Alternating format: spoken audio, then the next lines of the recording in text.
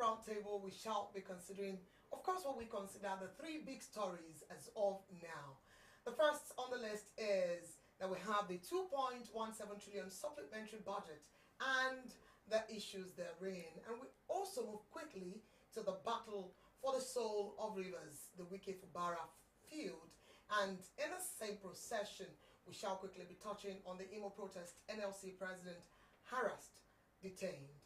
My name is Melanie Ishola, and joining me on the set today, we have Daniel Ayotoye. Wow, Melanie, you're looking good this morning. I know, thank you, thank you. And equally joining us for the first time on the roundtable second time actually, well, good yeah. to know, Mohammed Lawal. Good to have you. Very well. He's Mohammed Lawal here. Okay, now let's get to it if you are ready. My name is Melanie Ishola. Now, if you say defense, housing, works, top Tinubu's 2023 supplementary budget proposal, a headline by a dear colleague, Derisu Yakubu, you would be right. However, if you were to look beyond the headline and critically dissect the context of the budget, you may discover lots of things. So, the 2.1 trillion supplementary budget has raised concerns in a lot of quarters, and one of such is the reaction by the Civil Society Legislative Advocacy Center, CISLAC. CISLAC has described the 2.17 trillion supplementary budget approved by the federal government as unnecessary expenditure on frivolous items. And now if we take a look at some of the items, it would help us to understand the supplementary budget better.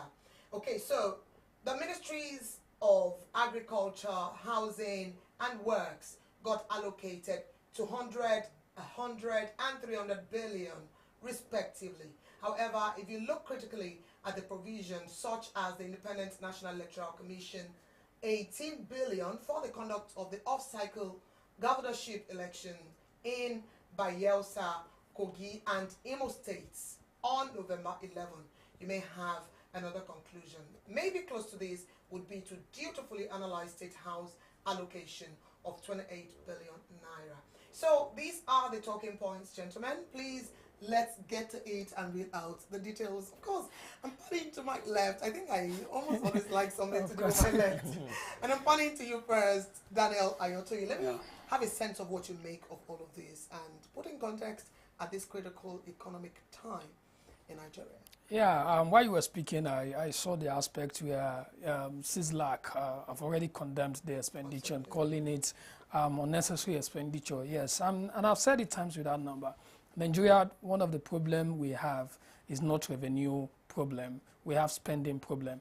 We have the problem of ensuring that we manage our resources as expected. And that's what the leaders have put us into. Really, it's not something that, of course, if you look at all aspects of the supplementary budget, you're looking at where a certain amount has been allocated to works, and you see a huge amount was allocated to the security agencies. Absolutely, now, that was impressive. Very, very impressive, and it's something that we really need. But the other part of it is other expenditures that we really don't really need at this point in time. You are talking about... It looks like you are not even expected to look at a paltry 28 billion naira in the scheme of 100, 300, 200 yes. But it is in looking at this 28 billion naira that we then discover that we need these things.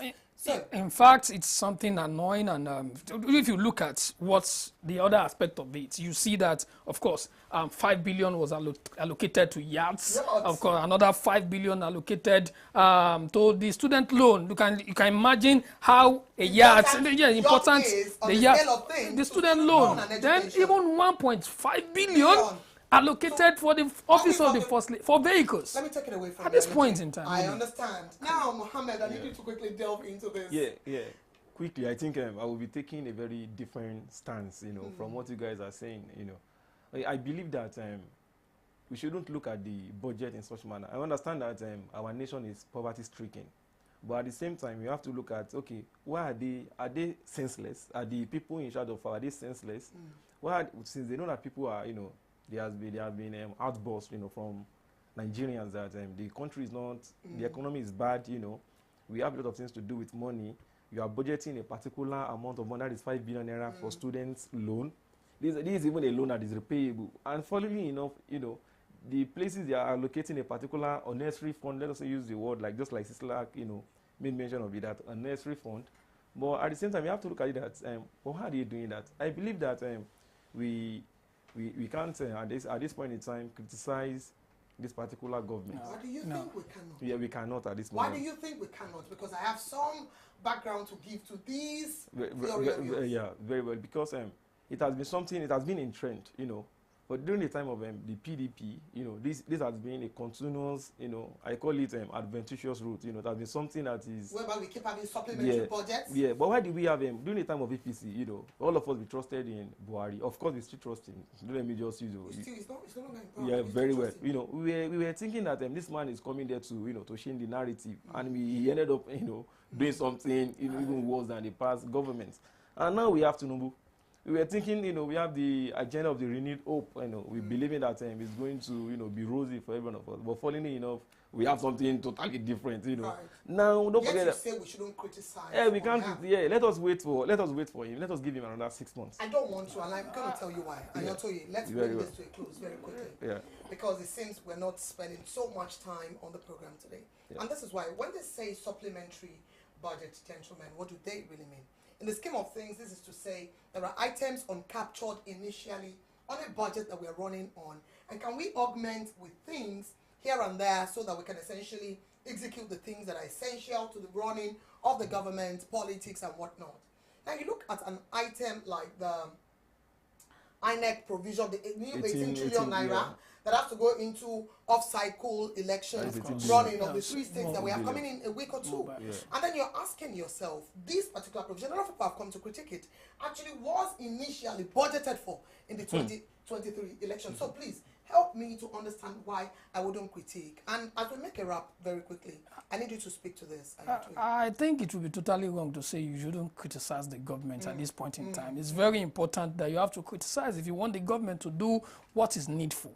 And at this present moment in time, it will be so insensitive for any government whatsoever, even the current government, to say they are making such provisions in terms of spending huge amounts. And don't forget also that this budget, this supplementary budget is meant to be funded by another huge sum of loans, which of course the president has just written, in fact, he has just written to the Senate for a over $7 billion loan and another 100 million loan I saw coming on. In fact, about a month ago, over 800 million, billion naira loan has also been approved. Have we all forgotten that the country has been placed on the pedestrian of loaning? And that is why, listen. So the loan pedestal had been. Okay, how do we? Yes, and that is the main reason why. Listen, any sensitive government at this point in time, even in the family, you cut down expenditures. Right. You cut down the way you run your family. So the same thing should apply to the government. Thank you, gentlemen. Another key point I would have loved to raise, if there was enough time to interrogate this, would have been the mere fact that this was a provision given to the House of Assembly and has already, in quick succession, made it to the upper chamber. And then people are asking, is this a repetition of the 9th Assembly in the 10th Assembly in a new jacket, in a manner to which we critiqued the 9th Assembly for sort of being an appendage of the executive? In fact, let's just eat it. To have this conversation. I think another time before we move, I think there's something I want to say. Nigeria need total overhauling. There is a need for us to to deconstruct the polity. You understand? If we keep criticizing, we should just end the government and bring on a new government. I don't. See, system of governance and system of policy. Okay. You need criticism to be able to do things right. Absolutely. And you don't necessarily need to bring to an end a government that has just started. But of course, working with it. It's very important. From you guys, gentlemen, we have 2 more stories. But sorry, let me add this. Yes, please. To the fact that we need to understand is that this present assembly, and I will state it categorically, from what has happened, they are just there. They are rubber stamp assembly. No, they are incompetent. Okay, now as we move on, I'd like to quickly say, in the scheme of things in the country, I'd like to bear the pain of fellow women who took to the streets in Shagamu to protest the cost of living of average Nigerians, in which market women moved out en masse to say things are not rosy. The governor, Abiodun should please quickly look into that. The move to impeach the the governor of Rivers State, Mr. Wike-Fubara, on Monday has metamorphosed into such big issues. It's attracted attentions, right, from the several stakeholders, from both the People's Democratic Party and the All Progressives Congress. And if you're looking All Progressives Congress, then we have to talk about the intervention by the President Bola Tinubu. Now, the Minister of the Federal Capital Territory, Nyesom Wike, has warned against the attempt to tamper with the political structure in Rivers State. He gave the warning after a closed-door meeting with members of the PDP Governors Forum, led by its chairman, Governor Bala Mohammed of Bauchi State in Abuja, on Wednesday. On the same Wednesday, a Rivers State High Court sitting in Isiokpo has issued an interim order restraining the Rivers State House of Assembly from proceeding with the planned impeachment of Governor Siminalayi Fubara. Now, the governor of Rivers State, Mr. Siminalayi Fubara, has reportedly said that the crisis would be resolved, describing his relationship with Wike as that of a father and son. And Wike said the impeachment is not a military coup, but that no one will take away their political structure. Can we understand what it means by political structure? I think that literally is probably his way to start. What is this political structure Wike talks about in the light of Rivers State? And do not forget, putting in context, Rivers State seem to have this history of a past governor, incumbent governor, tussle, feud, and whatnot. It happened before. What's the former governor and the former minister now? Amechi. It happened with Amechi. It happened between Amechi and Wike. It happened Collins, Amechi, and I mean it's been on back and forth. I just need your reactions, and this time I'm starting from Mohammed. Yeah, I think it is very clear to to everyone, even to our viewers, that Wike is someone who likes to dominate. You understand? And since we mentioned it, that Rivers State is a state which has a particular political structure, and it is structure of godfatherism. You understand? By godfatherism, everyone is usually there on their toes to have the power over the structure of the polity in the state. You understand? But you could see that at the point in time, Rotimi Amechi, was jettisoned from the political power. You understand? By Wike. By every means very well. But it is funny that this morning the governor himself, that is Fubara himself, he was saying that there is usually fight between a father and a son, that nobody should put mouths in the. But what do you think is kowtowing to Wike? I take that to another. Okay. Thank you. And this is the same structure of political labaloo, which of course, as a young man and somebody that knows how to play his cards well on that, he believes that, of course, the next thing to do is to look for a way to just placate himself between himself and his former boss. And the reality is, yes, Wike mentioned that he doesn't want to take off from his political structure. He doesn't want them to and all that. Now, but the reality is, of course, is good, is the fact. And it's not bad if he wants to maintain a political structure. But where it is bad is the fact that you cannot control a sitting governor. And not to forget that the sitting governor still remains the leader of the party in the state. Absolutely. He remains the leader of his government in the state. But where the problem, I believe, came in is when Wike begins to meddle into the affairs of the state, wants to stop this, wants to ensure that he requested 2 billion naira, yes, that is an alleged claim. It's an alleged claim, and of course we cannot hold that as what has Speaking of alleged claims and allegations, there's been a lot of allegations regarding how the administration of the state has been since Fubara took over, and how much more of involvement of Wike has been felt in the governance of a state that already abrogated the power. You cannot control. And we see this as a matter of the rule of law. We have a governor who's been put there by the people. I was having this conversation, and a friend said, it's not the people that put it. It's not by the people, of course. It's not by the people now. Okay. We could see the internecine war, what I call it, internecine war during the Rivers State, governorship election. We saw a lot of people die, a lot of people scampering for safety and all of those things all together. I think they said rascality begets rascality, you understand? So they are both rascals. And you could see that the guy won over Wike, of course.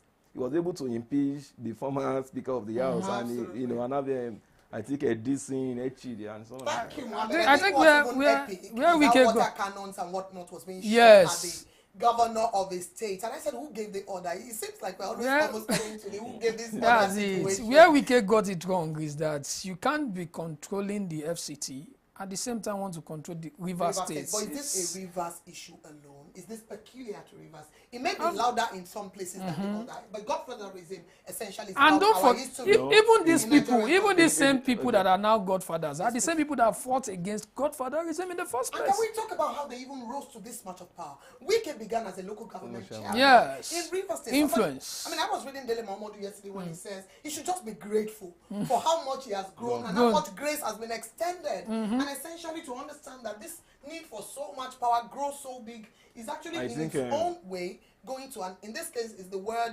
of Obi Ezekiel saying this such power structures that you have, you realize that's its own seed of destruction within itself. But lastly, as we move away from this, I simply just want you see this issue turning out. You see Wike backing down, you see peace restoring, or you just see Fubara going behind the scene and saying, Augusta, we are for you. I think the question, we should look at it from an analogy. You understand? Let us look at the rift between the governor of Edo State, Obaseki, and his deputy. You can see that the PDP are up now. They are telling the governor that the governor has no right, to stop Shuaib's, ascension to the throne. You understand? So I think Fubara is just trying to play, a kind of to play publicity stunts, like he is acceding or submitting himself to the authority of Wike. Whereas underneath, but underneath is not. It's not, of course. And what do you say? It's I think the best thing for which I believe will happen is that yes, Wike will soften. He will not. Fubara has successfully ensured that he takes himself off the grip of his godfather, and the Wike himself would also see that it is time to know when to leave, of course, which of course is the best thing for any government, any sensitive person, to know when to be there and when to say, okay, allow us to handle things. To wrap it up in a sentence, in literature, that's what they call anagnorisis. You understand? At this point in time, it has shown to Wike that this moment of awareness for him to, to do the right thing, so that I do not see this ending in shame for either party. Now, quickly to our last story on the round table. So there was a protest in Imo State on Wednesday to demand the rights of the workers who have been owed salaries upwards of 20 months. The Nigerian Labour Congress alongside workers protested in Imo State yesterday. Now, off the back of this, there was resistance by the government where protesters were brutalized, including journalists present. This has led to the trending videos and pictures of the NLC president, Joe Ajero, who equally was harassed and detained by the police. Now, the Nigerian police said that he was taken into protective custody and not arrested. The NLC head of information and publicity, Benson Upa, now, however, described that treatment of Ajero as an act of abduction that degenerated into attempted murder. As of now, the NLC president has been released. We will have details as events unravel, but it is equally worthy of note that the state chapter of the NLC called on the workers of the state not to join the protest on Wednesday. The Occupy Imo is illegal according to court's injunction. Philip Nwansi, the state NLC chairman, said, but for the purpose of this conversation today, we will examine the rights to protest or not in Nigeria. Please let me have what you make of this rather unfortunate incident, I'd say. Ayotoye, you first. I think it's really saddening and so unfortunate for us to be experiencing such thing in this generation where the apex body labor union, the president will be so brutalized because of a protest, and the police coming out to say they took him for protective custody and all that. Now, it is so clear, okay, that this is an act of trying to infringe on the rights of the people. People can protest. People can go out there to show their grouse, their pain, dissatisfaction to issues. It's very important. And it's so pity, something we shouldn't even accommodate in this. So I think the NLC really... Is there any fire without smoke? And is there any smoke without fire? Yes. Now, let's look at the history of the NLC as of this year. The different protests that they've called, the backing off of the protest and how it's been handled. And the last time the protest that was quote and unquote unsuccessful to the degree to which you could say the trust of the masses even in the NLC could have actually dwindled. I mean, Mohammed, I need you to quickly speak to what Ayotoye has said and the big picture. See, there's something about Imo State, you understand? I think that is another, they have another way of doing things, another political structure in the state. I think they always, they don't have anybody to charge them when they do something bad, you understand? For them to have, beaten the NLC chairman has shown that Nigeria itself, the country itself is in a sorry state, you understand? Because how will you beat a man who is the president of over 30 million workers, You didn't even beat him. You beat him to pump. You understand? Like someone trying to ensure that the people in the states are being treated right. Workers who are contributing to the revenue, IGR and so on. You flog. There was a time I was talking to the Labour Party chairman. You understand? He was beaten as well. That is why we came to know. So I was telling him that, okay, can I do a particular thing on this? The man absconded. He is scared of the state's, the state power and so on. You understand? Power. Of course. Now let's talk about this essentially. If these men who constitutionally have the power to actually occupy these positions and part of their duty is actually to demonstrate and whatnot are actually treated like this, what do you think becomes of common men who simply just wants to bear their minds? I'm going to bring it home to the last 3rd anniversary of the NSAS that was done here by youths in Lagos, and you saw how the police just kept telling them, keep proceeding, keep walking, and it's almost seemingly like we could say there isn't any of such rights in Nigeria anymore. What do you have to say? I think this also portrayed the failure of the chief security officer of the state, which is the governor. And if the governor could not ensure that such thing, especially what has happened in Imo to the NLC president, did not happen, then it shows that, of course, there's something that's happening underneath. And I think so well that the governor and the state, of course, we all know what the polity in the state is currently talking about, because they are already preparing for the election in the states, of course. And all this is all based on the election. And don't forget, the protest came off the yes, back of that, course. only 20 months plus Don't forget, if if you analyze the things that has happened in Imo in the recent past, with the prior to this election that is coming, you will notice that almost all organizations are one way they organize one program or the other to ensure they give an award to the governor and say, yes, the governor has done well, so group, Taylor group, this group, and give award. And I think because the NLC decided to move against the national of course. Body of the Nigerian Congress. So Ayotoye, you're parting, I meant Mohammed Lawa, please. You're parting short around this subject matter. So I just believe that the people of Imo, they could see, the drama unfolding. And the workers of Imo. The workers them very well. Yeah. They should be able to discern, if what they have done to the president is right or not. You understand? I will leave them to, decide with their vote. Thank you so much, gentlemen. Have to decide with their vote and vote right. If they like to be, man-handled, or if they like to be soft-handled. So, my fellow gentlemen of the press here have said that the ball is now in the courts of the residents and citizens or natives, I would say, of Imo State to decide for themselves come the 11th of November. As we all see it, would we say that only political power seem to be the only element or the only thing that grows in a place like Nigeria or maybe Africa, in which case the people may perpetually be subjected to what may seem like an endless pain and penury. For what it's worth, the Roundtable is back again next week, same time. And this is Punch Newspapers. My name is Melanie Ishola. Joining me today has been Daniel Ayotoye and Mohammed Lawal. Thank you so much for joining us. Do this again with us. We will be right there with you.